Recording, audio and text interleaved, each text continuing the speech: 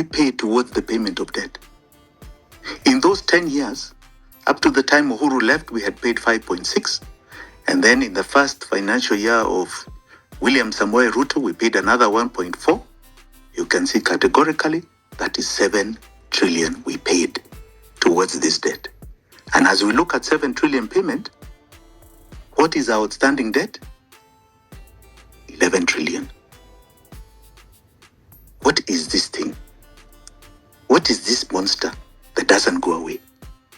This monster that up until today, I can tell you, I've just done some figures on the December accounts here of the statement of actual revenues and expenditure. It has accounted for, in December, 77% of our tax revenue went towards the payment of debt. In November, it was 78. Our taxes are going 70% plus towards nothing else but the payment of this debt. It never ends. These numbers never come down. And more of our taxes, 70 shillings of every 100 plus, is going towards it. If you do not deal with this, you will never deal with it. 1.3 trillion was for 10 years. If they took 6.4 above, that is a deficit for the next 60 years they took in advance. All right? 10 years is 1.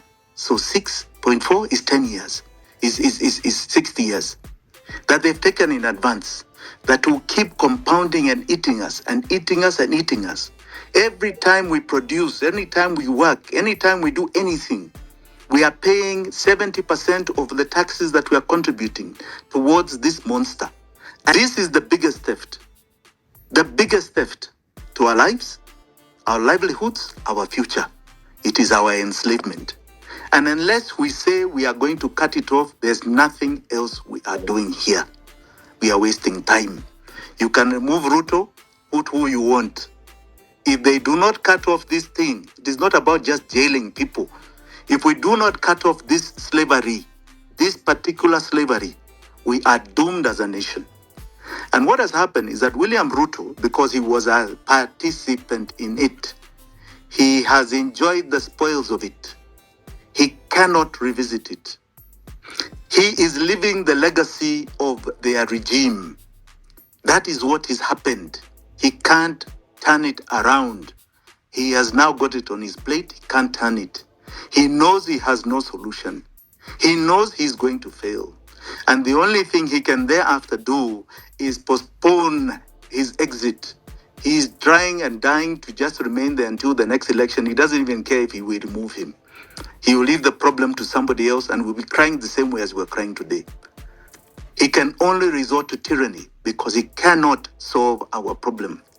Just a few days ago, the new Minister of Finance comes out and says, we are never going to get relief on our lives because we have debt payments and the only time we'll get relief is in 2034. And he tried to list bullet payments of Eurobonds that are due because these Eurobonds ended up becoming $7 billion worth of Eurobonds. And there is another 7 to 8 billion worth of syndicated loans. And there's humongous domestic debt called 5.4 trillion, which we don't know what it is. We are in a situation where if we do not deal with this, if we do not deal with this one particular issue, it is not about tribe, it is not about this, it is not about that. William Ruto will never be graced by God to solve this problem that he helped create. He cannot solve it because he is in it. He's in the muck. And anything that means that you address it, look at it, audit it, find fault in it. In fact, the audit, I can give them tomorrow. Here it is. These are the numbers. This is what happened. And nobody, in 2 years we have spoken about this, nobody has contradicted our numbers. Let them come and tell us, show us where we are wrong. They can't. They don't even want to address it. And every time we come to economic issues, we are sidetracked. We are sidetracked to all sorts of things. I even believe that is why abductions happened in December. Because all of a sudden we are coming back to the issues that raised the revolution in June. There were economic issues that raised the revolution in June. It was about raising taxation when people were already in pain. you're adding more pain. And he was advertising it in his mouth. Oh, by the time I get to 2022, 27, will be 22% of of our GDP. I don't know what we're going to tax. He was advertising pain, right? Because in this solution, to solve this problem, you only have two choices. You either raise taxes because you need more revenue, and there are limitations of that, or you go to default, which other countries have done. We are today the highest debt ratio servicing country in the world. In other words, of our taxation, we are the one country that is paying the most of its revenue towards debt servicing. We, Kenya, are the highest. This is where Sri Lanka had reached, right? And it collapsed. This is where we are. This is the nation that we are living in. And we can remove William Ruto tomorrow. In fact, as far as I'm concerned, he's more or less a dead man walking. He's done, right? He cannot revive himself no matter what he tries to do. It's over. But the issue is going to be, then what? Then what? What do we do after that? Put whoever you want. You want to put the same people that were part of this mark? Go ahead. We'll be back here again on this show, lamenting, crying, fighting, because this will not stop. When you see the man create a university model, that is a new mode of funding, what he's trying to do, he has no money to support help.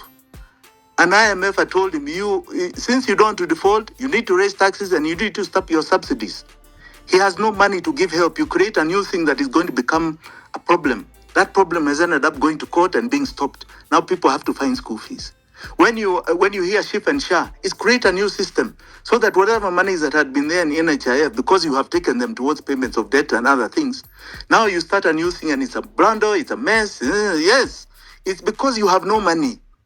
Apart from the fact that they want to loot little peanuts there, they are literally because they have no money. You create new systems, you stall off payments. They are in such a crisis. Government is being run like a kiosk as we are talking today. Little sheets of paper to move monies just for issues of ministries. This is the dilemma we are in.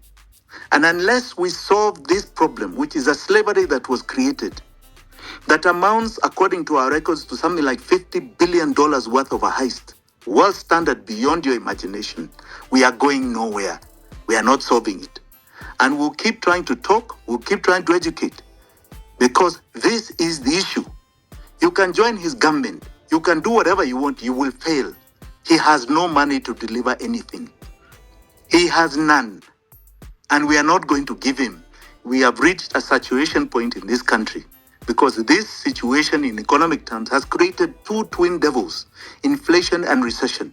You try and solve one, it activates the other. You solve this, it activates the other. We have a quagmire here, and that is why the new minister can categorically say we have no relief. How can a minister say we have no relief? What are you saying? We are just supposed to swallow suffering until 2034? You have failed. If you cannot solve our problem, get out of the way. Get out of office. Exit, so that we can breathe life into this generation and those that are ahead. We have a problem here that has been created, and unless we cut it off, unless we sever it, unless we say tomorrow, we are going to cut off this monster, we are not going to pay it. We are in hell. This year, 1.9 trillion is going towards that debt. Last year, we raised 2.4 trillion in tax revenue, ordinary revenue.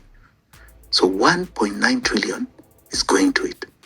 In the next financial year, beginning 2025 to 2026, 2.2 trillion is going to that monster. In the next one after that, 2026-2027 election year, 2.4 trillion is going to that monster. We can keep going down these figures. And you got huge principal payments starting 2027. We are in a big problem, and he cannot solve it. The whole lot of them cannot solve it. Anybody who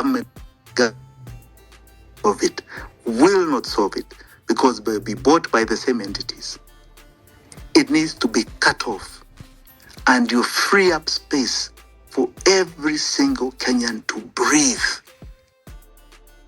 Asante sana kwa kutazama, na kuomba kama hujasubscribe uweze kusubscribe, finya notification bell ndio wakati wote tunapata habari kama hizi unakuwa wa kwanza kuzipata. Hadi wakati mwingine, huyo amekuwa ni Jimmy Wanjigi, na nakushukuru sana kwa kutazama Wasource TV na kutakia mchana mwema. Asante sana.